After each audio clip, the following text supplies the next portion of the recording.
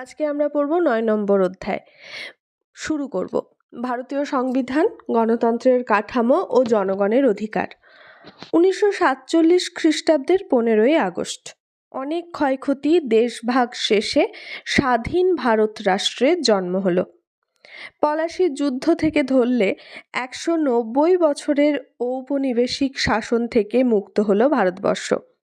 ফলে একদিকে ছিল মুক্তির আনন্দ, কিন্তু অন্যদিকে দেশভাগের যন্ত্রণা। নতুন রাষ্ট্র হিসেবে ভারতের সামনে তখন অনেক সমস্যা। সেই সবের মধ্যেই কাজ করে চলেছিল সংবিধান সভা। বানানো হচ্ছিল স্বাধীন ভারতের জন্য সংবিধান। দীর্ঘ তর্ক বিতর্ক ও আলাপ আলোচনার শেষে তৈরি হলো ভারতের সংবিধান। 1949 খ্রিস্টাব্দের 26শে নভেম্বর গণপরিষদে গ্রহণ করা হলো সংবিধানটি।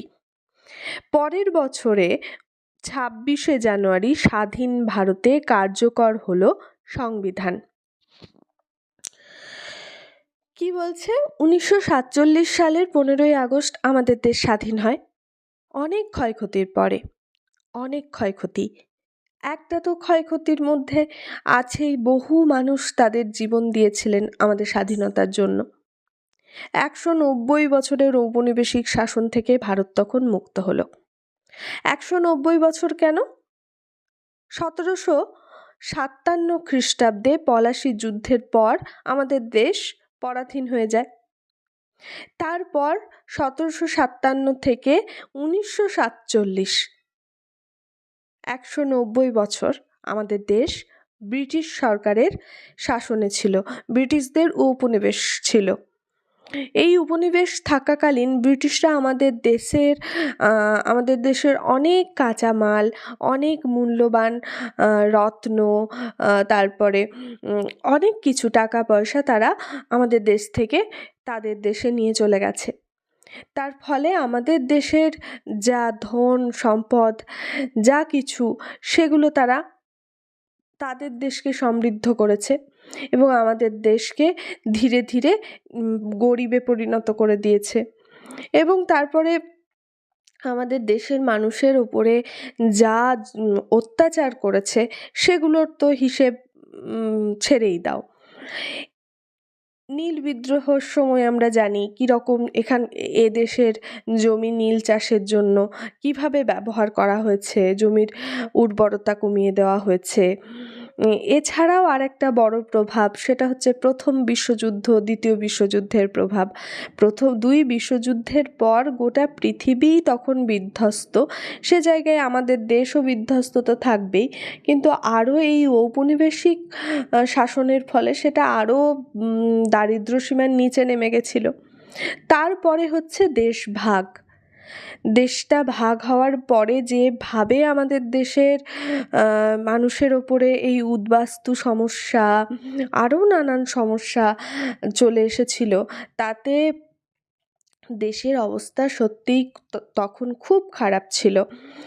ওপার বাংলা থেকে যারা সমস্ত কিছু ত্যাগ করে আসতে বাধ্য হয়েছিল, এক রাত্রের মধ্যে অনেকের এমন অবস্থা ছিল যে তারা 1 ঘন্টা আগেও জানতেন না যে তাদেরকে দেশ ছাড়তে হবে, তাদের জায়গা ছাড়তে হবে। তো তাদের সমস্ত কিছু ছেড়ে এপারে এসে ওই শহরের একেবারে ওই যে জায়গায় মানুষ বাস করতো না, অস্বাস্থ্যকর পরিবেশে সেখানে নতুন লড়াই শুরু করা, বেঁচে থাকার লড়াই, এরকম অনেক অনেক ঘটনা আছে যেগুলো হয়তো সবগুলো আমরা বুঝবও না। তো এই রকম পরিস্থিতিতে আমাদের দেশ স্বাধীন হলো। কিন্তু তবুও স্বাধীনতার তো একটা মুক্তির আনন্দ আছে, তাই সেই মুক্তির আনন্দও ছিল। যারা এদেশেই বসবাস করতেন তাদের একটা মুক্তির আনন্দ ছিল, এবং আরও এত বছরের লড়াই শেষ হলো। দেশ স্বাধীন হবে, সেই জন্যই তো এত মানুষের প্রাণ দেওয়া, এত কিছু, তো সেটা হলো। তো দেশ স্বাধীনতার একটা মুক্তির আনন্দও ছিল, একই সাথে যন্ত্রণাও ছিল। এ এক অদ্ভুত স্বাধীনতা।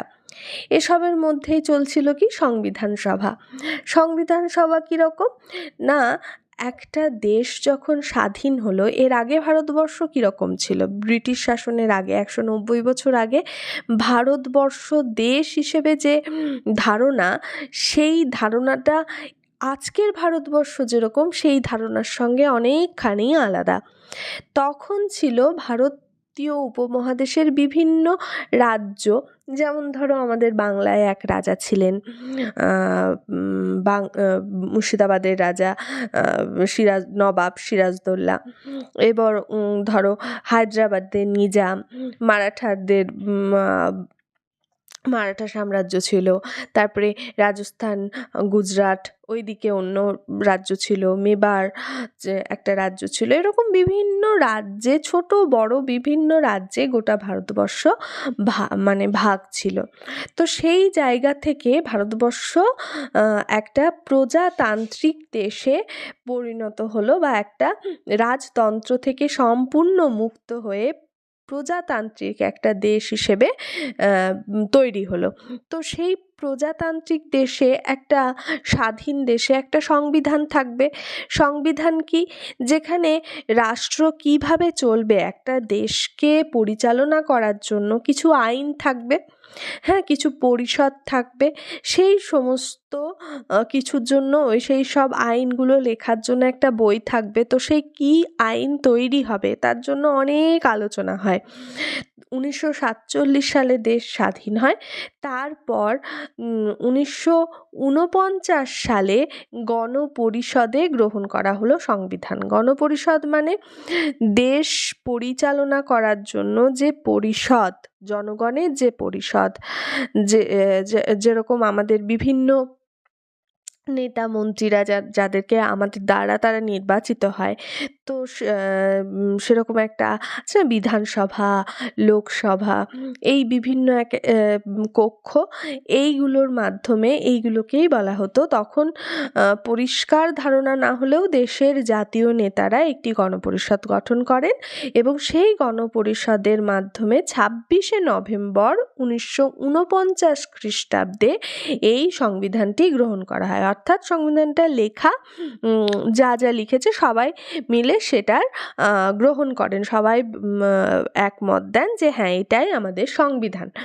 তো সেই সংবিধান পরের বছর মানে 1950 সালের 26শে জানুয়ারি সেই সংবিধান অনুযায়ী আমাদের দেশে কাজকর্ম শুরু হয়। অর্থাৎ সেই সংবিধানে যেরকম দেশ পরিচালনার জন্য আইন লেখা আছে, সরকারের ক্ষমতা লেখা আছে, সেইগুলো হিসেবে আমাদের দেশে আইন কানুন চলতে থাকবে। তার আগে 1949 সাল অবধি, বা 1950 সালের 26শে জানুয়ারির আগের দিন অবধি, সেই দেশ স্বাধীন হওয়ার পর থেকে কিছু ব্রিটিশ, যেমন মাউন্টব্যাটেন, এরকম কিছু মানুষ ছিলেন, কিছু ব্রিটিশ মানুষ, কিছু ভারতীয় বিভিন্ন দলের নেতা মন্ত্রীদের নিয়ে একটি গণপরিষদ গঠন করা হয়েছিল, এবং সেই গণপরিষদটি তখন আমাদের দেশের ভালো মন্দগুলো দেখছিল। তো এরপরে কি হলো, সংবিধান বলতে বোঝায় কতকগুলো আইনের সমষ্টি, যেটা বললাম। সেই আইন মোতাবেক কোনো সংস্থা বা প্রতিষ্ঠান পরিচালিত হয়। রাষ্ট্র যেহেতু একটি প্রতিষ্ঠান, তাই রাষ্ট্র পরিচালনার জন্য একটি সংবিধানের প্রয়োজন হয়। রাষ্ট্রের নিরিখে সংবিধান হলো সেই সব আইন কানুন যার দ্বারা সরকারের ক্ষমতা, নাগরিকদের অধিকার এবং সরকার নাগরিকদের সম্পর্ক পরিচালিত হয়। সংবিধান একটি দেশের সার্বভৌমত্বের প্রতীক। সংবিধান কি? একটা দেশের বা একটা সংস্থার, যে কোনো সংস্থার একটা নির্দিষ্ট আইন থাকে, যে আইন অনুযায়ী, আইনের কোনো একটি, ধরো কোনো একটা অর্গানাইজেশন শুরু হচ্ছে, সেই অর্গানাইজেশনের যে রুলসগুলো থাকে সেইগুলোই হচ্ছে সংবিধান। অর্থাৎ ওই অর্গানাইজেশনে যারা থাকবে, যারা কাজ করবে, তারা এই নিয়মগুলো মেনে চলবে। ঠিক সেই রকমভাবে দেশও তো একটা সংস্থা। আমরা একটা প্রতিষ্ঠান, আমরা একটা ভূখণ্ডের মধ্যে, শুধু তো ভূখণ্ড নয় দেশ, তবুও আমরা একটা ভৌগোলিক জায়গার মধ্যে সকলে বাস করছি। বিভিন্ন মানুষের বিভিন্ন মতবাদ থাকবে, বিভিন্ন আদব কায়দা থাকবে, খাদ্যাভ্যাসের পার্থক্য থাকবে, ধর্মের পার্থক্য থাকবে, সকলের নানা বৈচিত্র্য, তাই তো? তো সেই বৈচিত্র্যময় দেশ আমাদের এই ভারতবর্ষ, যেখানে বিভিন্ন ধরনের মানুষ আছে, কিন্তু সকলের জীবনযাত্রা যাতে বিঘ্নিত না হয়, সকলে যাতে ভালোভাবে এই দেশের মধ্যে থাকতে পারে, মিলেমিশে বসবাস করতে পারে, সকলের সমান অধিকার থাকে এই দেশে থাকার যেনাগরিকদের। তো সেই জন্য আমাদের দেশে একটি আইন তৈরি হয়, অনেকগুলি আইন তৈরি হয়। তো সেই আইনগুলি যেখানে লেখা হয়, সেই বইটিকে বলি আমরা আমাদের সংবিধানের বই। তো ওই আইনগুলির সমষ্টিই হলো সংবিধান। তো সেই সংবিধানে কি কি লেখা আছে, তো সেই সংবিধান অনুযায়ী আমরা সংবিধানের মাধ্যমে আমরা কোন কোন সাহায্য পাই, ওই আইনের বইয়ে আমাদের সম্পর্কে কি বলা আছে না, আমাদের একটা দেশ, সে যে কোনো দেশেই কি থাকে, সরকার এক পক্ষ থাকে, আর এক পক্ষ থাকে নাগরিক।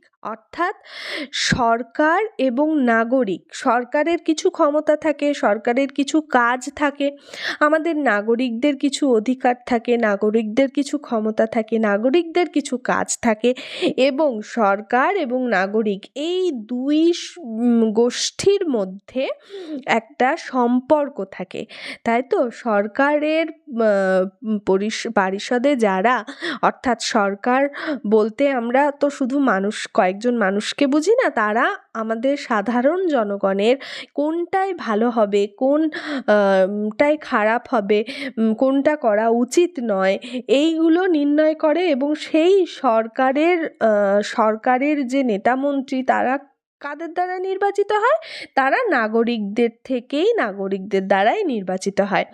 তো এই যে সরকার এবং নাগরিকদের যে সম্পর্ক, এই সম্পর্কটা যাতে ভালো থাকে, সরকারের কিছু ক্ষমতা থাকে, সরকার নাগরিকদের ভালো মন্দ দেখে, এই দেশটার কিভাবে চালালে পরে দেশটার উন্নতি হবে, কিভাবে চালালে দেশের ক্ষতি হবে, তাহলে সেইভাবে দেশটাকে পরিচালনা করব না, বা কোনভাবে পরিচালনা করলে দেশ আরও অগ্রসর হবে, এই বিভিন্ন আলোচনা করবে, এবং তারা সেই হিসেবে সেই কাজগুলো দেশের জন্য করবে। এবং একইভাবে নাগরিকদের যেটা অধিকার, অর্থাৎ কোনো নাগরিক অন্য নাগরিকের যাতে কোনো অসুবিধা না করে, এবং কেউ কারোর ক্ষতি না করে, এগুলোও দেখবে। কেউ অন্যায় করলে কিভাবে তাকে শাসন করা হবে, তো এই সমস্ত কিছু লেখা আছে সংবিধানের বইটিতে। এবং এই আইনগুলিকে একত্রে বলা হয় সংবিধান, এই আইনের সমষ্টিগুলিকে। তো আমাদের দেশ একটি ভৌম দেশ। সার্বভৌম মানে সবার একই অধিকার, মানে সকল নাগরিকের সমান অধিকার, হ্যাঁ, এটাকেই বলা হচ্ছে সার্বভৌম। তো সংবিধান একটি সার্বভৌমত্বের প্রতীক। যে কোনো সাধারণ প্রজাতান্ত্রিক দেশে, যে কোনো দেশে সংবিধান আছে, প্রত্যেকটি দেশের সংবিধান আছে। স্বাধীন দেশের সংবিধানটা মাস্ট। তো ভারতবর্ষ যখন ব্রিটিশ শাসনের অধীনে ছিল, তখন ব্রিটিশ সরকারের আইন মোতাবেক ভারত শাসন করা হতো। সেখানে ভারতীয়দের চাওয়া পাওয়ার কোনো প্রতিফলন ঘটতো না। তাই ভারতের জাতীয় কংগ্রেস প্রতিষ্ঠার পর থেকেই জাতীয় নেতৃবৃন্দ ভারতীয়দের জন্য একটি সংবিধান রচনার দাবি তুলতে থাকেন। কিন্তু ব্রিটিশ সরকার বিভিন্ন সময়ে শাসনতান্ত্রিক সংস্কারের মাধ্যমে ভারতবাসীর কিছু কিছু দাবি মেনে নিলেও প্রশাসনের মূল নিয়ন্ত্রণ তারা নিজেদের হাতেই রেখেছিল।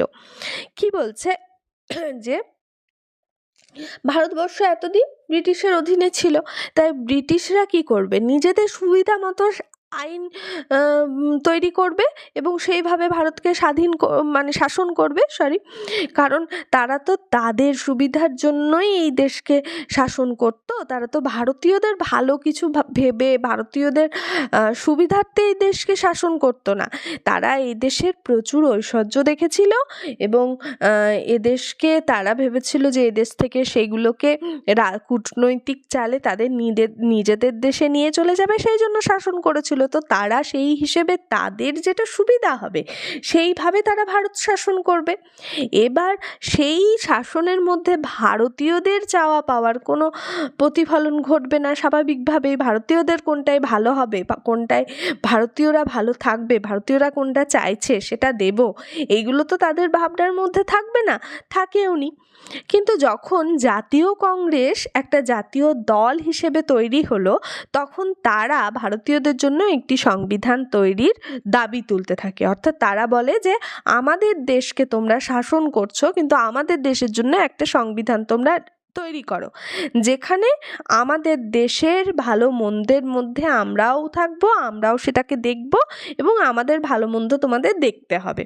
তোমরা শাসন করছো, তোমরা আমাদের দেশে বাণিজ্য করছো, আমাদের দেশ থেকে জিনিস কাঁচামাল নিয়ে চলে যাচ্ছ, তার বদলে তোমরা আমাদের দেশের মানুষের কোনটা সুবিধা হবে সেগুলো তোমরা দেখবে। কিন্তু তারা জাতীয় কংগ্রেসে এই আর্জি বা এই জন্য তারা দাবি তুললেই যে ব্রিটিশ সরকার মেনে নেবে তেমনটা তো নয়, কারণ তারা মানবে কেন? তাই তারা টুকটাক দাবি মানত, কিন্তু আসল শাসনতান্ত্রিক সংস্কার মানে ভারতবর্ষ কিভাবে শাসন করা হবে সেই ব্যাপারে কি মানে তারা খুব একটা কিছু করতো না। মানে কি বলবো, প্রশাসনিক যে ব্যাপারটা, অর্থাৎ ব্রিটিশ প্রশাসন কিভাবে ভারতীয় প্রশাসন বলতে এই প্রশাসনিক যে ব্যাপারগুলো হয়, অর্থাৎ মূল যে দরকারি বিষয়গুলো, অর্থাৎ কেউ ধরো কোনো মানে কিছু আমাদের দেশে কোনো ব্যবসা করবে, কোনো কোম্পানি খুলবে, তার সেই কোম্পানিতে আমাদের দেশের কি লাভ হবে সেটা দেখার যে বিষয়টা, সেটাতে আমাদের দেশের লোকজন থাকবে। তো সেইটা কিন্তু দিল না, সেইটা তারা নিজেদের মতন করে, অর্থাৎ ব্রিটিশ কোম্পানি যদি এসে এখানে হুট করে এমন একটা ব্যবসা তৈরি করতে চায় বা ব্যবসা বাণিজ্য করতে চায় যেটাতে আমাদের দেশের ক্ষতি, সামগ্রিক ক্ষতি, যেমন ধরো নীল চাষে আমাদের দেশের সামগ্রিক ক্ষতি ছিল, কিন্তু যদি প্রশাসনিক ক্ষমতা আমাদের দেশের নেতাদের, তৎকালীন যে জাতীয় স্তরের নেতারা ছিল তারা থাকতো, তারা সেখানে ঝামেলা করতো, তারা বলতো নীল চাষ হলে পরে আমাদের দেশের জমি নষ্ট হয়ে যাবে, সেই জমিতে আর ধান চাষ করতে পারা যাবে না, মানে ফলন ভালো হবে না, তখন কি হতো, তখন ঝামেলা হতো। তাই প্রশাসনিক কোনো বিষয়ে তারা ভারতীয় কোনো নেতাদের রাখেনি।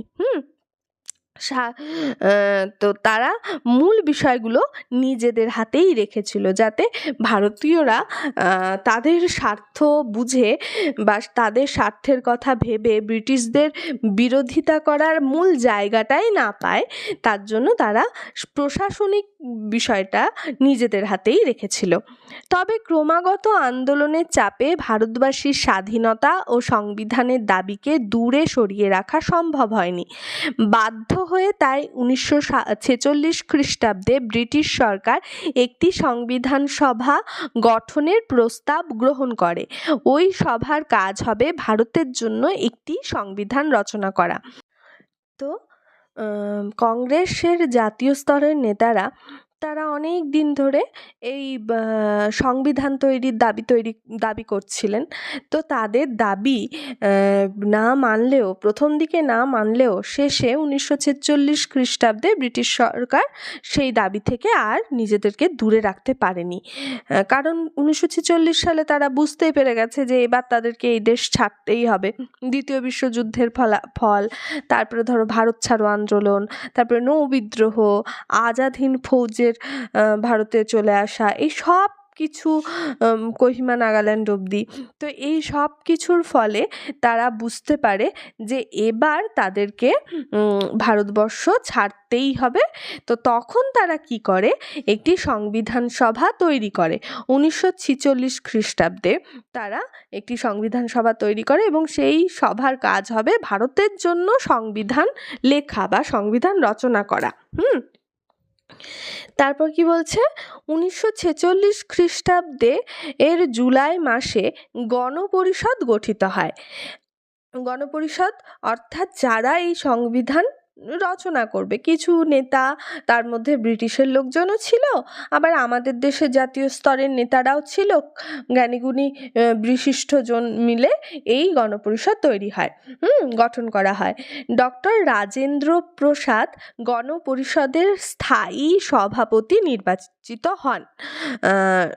স্বাধীন ভারতের সংবিধান রচনার জন্য একটি খসড়া কমিটি গঠিত হয়। বি.আর. আম্বেদকরের সভাপতিত্বে 7 জনের খসড়া কমিটি সংবিধান রচনার কাজটি করেছিল। অর্থাৎ প্রথমে গণপরিষদ রচনা হয়, জাতীয় কংগ্রেসের নেতা, ব্রিটিশদের নেতা, ভারতের আরও ছোট ছোট ছোট যে জাতীয় দল তৈরি হয়েছিল তখন, সেই দলগুলোর কিছু নেতা, এই রকম এদেরকে নিয়ে গণপরিষদ গঠিত হয় এবং ডক্টর রাজেন্দ্র প্রসাদ সেই গণপরিষদের স্থায়ী সভাপতি নির্বাচন হন। মানে তিনি সভাপতি, তার সভাপতিত্বে গণপরিষদটি কাজ করবে। এবং স্বাধীন ভারতের সংবিধান রচনার জন্য একটি খসড়া কমিটি গঠিত হলো। অর্থাৎ গণপরিষদের কিছু মানুষজন তারা একটি আইন লেখার কাজটা করবেন। তো সে আইন লেখার খসড়া মানে প্রথমে এমনি একটা আইন লেখা হবে, তারপর সেটা গণপরিষদ দ্বারা গৃহীত হবে, আলোচনা হবে, তারপরে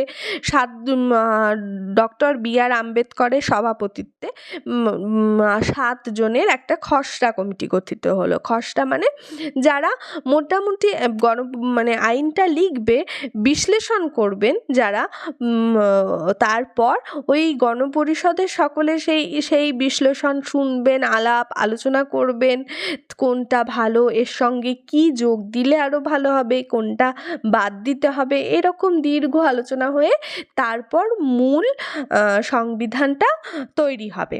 তো যেহেতু প্রথমে এটিকে খসড়া কেন বলা হচ্ছে, যেহেতু এটি একদম প্রথমে তৈরি হচ্ছে এবং সেটা লেখা হচ্ছে প্রথমে, কারণ সেটা একদম নয়, মানে ফাইনাল নয়, সেই জন্য তাকে খসড়া বলা হচ্ছে। তো বি.আর. আম্বেদকরের নেতৃত্বে বা সভাপতিত্বে 7 জনের খসড়া কমিটি সংবিধান রচনার কাজটা করেছিলেন, অর্থাৎ তারাই সংবিধানটা রচনা করেছিলেন। তারপর গণপরিষদ দ্বারা সেটা গৃহীত হবে।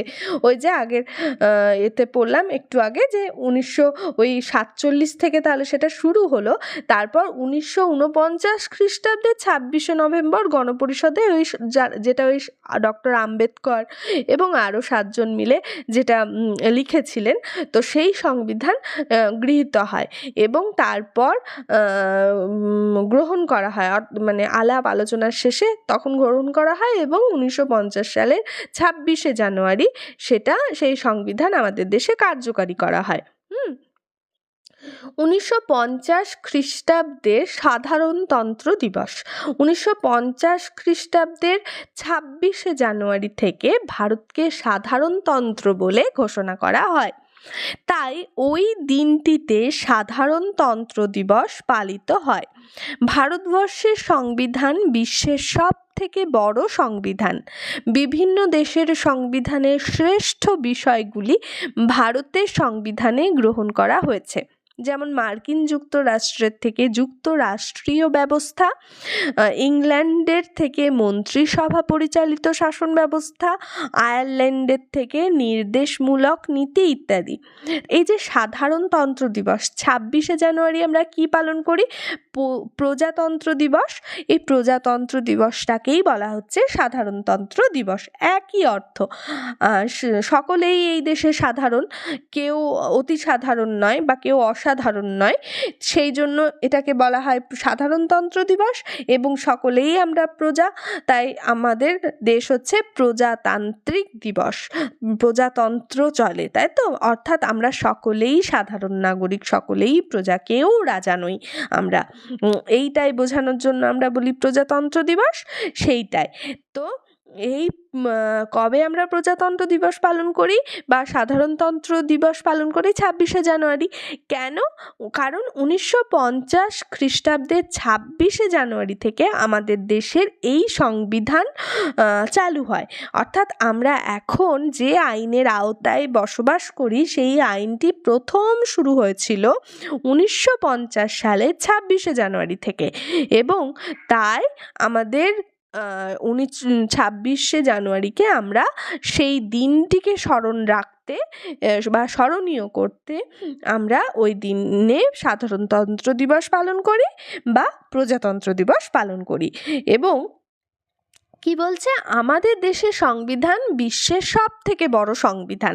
আমাদের দেশের সংবিধান অনেক বড়। আমাদের দেশ কিভাবে সংবিধান রচনা করা হয় না, গোটা পৃথিবীর যত স্বাধীন দেশ ছিল তখন সবার সংবিধান পড়ে সেখান থেকে শ্রেষ্ঠ বিষয়গুলি নির্বাচন করে আমাদের সংবিধান রচনা করা হয়েছিল। মার্কিন যুক্তরাষ্ট্রের যুক্তরাষ্ট্রীয় ব্যবস্থা, যেমন এই বিভিন্ন প্রদেশ, আমাদের তো রাজ্য রয়েছে তো, এবং ভারতবর্ষ একটা দেশ, রাজ্যের একটা শাসন ব্যবস্থা চলে এবং দেশের আরেকটি, তো একেই বলে যুক্তরাষ্ট্রীয়। বিভিন্ন ছোট ছোট রাজ্য, ছোট বড় রাজ্য মিলিয়ে আমাদের একটি যুক্তরাষ্ট্রীয় কাঠামোয় দেশ চলে, তাই এটাকে বলছে যুক্তরাষ্ট্রীয় শাসন ব্যবস্থা। মন্ত্রিসভা, আমাদের মন্ত্রীর যেরকম মন্ত্রিসভা যেরকম রয়েছে, বিধানসভা, লোকসভা, তো এই মন্ত্রিসভা ইংল্যান্ডের শাসন ব্যবস্থা থেকে নেওয়া।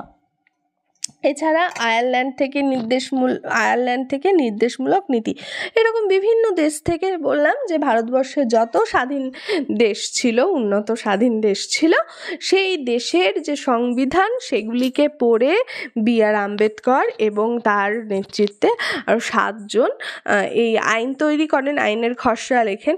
তাই বিভিন্ন দেশের বিভিন্ন নির্দেশ, বিভিন্ন আইন এই আমাদের সংবিধানের মধ্যে রয়েছে। আজকে এত দূরই। হ্যাঁ, দেখি পরীক্ষার আগে কতটা শেষ করতে পারি। আশা করি তোমাদের সব হয়ে গেছে শেষ। আমি মানে একটু রিভিশনের মতন, যাতে তোমাদের সুবিধা হয়, সেই জন্য তোমাদের সুবিধা হবে আশা করছি। আচ্ছা, বেশ ভালোভাবে পরীক্ষা দিও। টাটা।